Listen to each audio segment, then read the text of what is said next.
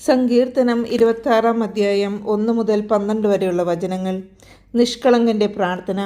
കർത്താവേ, എനിക്ക് ന്യായം സ്ഥാപിച്ചു തരണമേ. എന്തെന്നാൽ ഞാൻ നിഷ്കളങ്കനായി ജീവിച്ചു. ചാഞ്ചല്യമില്ലാതെ ഞാൻ കർത്താവിൽ ആശ്രയിച്ചു. കർത്താവേ, എന്നെ പരിശോധിക്കുകയും പരീക്ഷിക്കുകയും ചെയ്യുക. എൻ്റെ ഹൃദയവും മനസ്സും ഉരച്ചു നോക്കുക. അങ്ങയുടെ കാരുണ്യം എൻ്റെ കൺമുമ്പിലുണ്ട്. അങ്ങയുടെ സത്യത്തിൽ ഞാൻ വ്യാപരിച്ചു. കപടഹൃദയരോട് ഞാൻ സഹവസിച്ചിട്ടില്ല.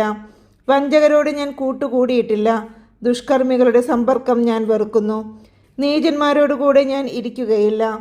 കർത്താവേ, നിഷ്കളങ്കതയിൽ ഞാൻ എൻ്റെ കൈ കഴുകുന്നു. ഞാൻ അങ്ങയുടെ ബലിപീഠത്തിന് പ്രദക്ഷിണം വയ്ക്കുന്നു. ഞാൻ ഉച്ചത്തിൽ കൃതജ്ഞത സ്തോത്രം ആലപിക്കുന്നു. അവിടുത്തെ അത്ഭുതകരമായ സകല പ്രവൃത്തികളെയും ഞാൻ പ്രഘോഷിക്കുന്നു.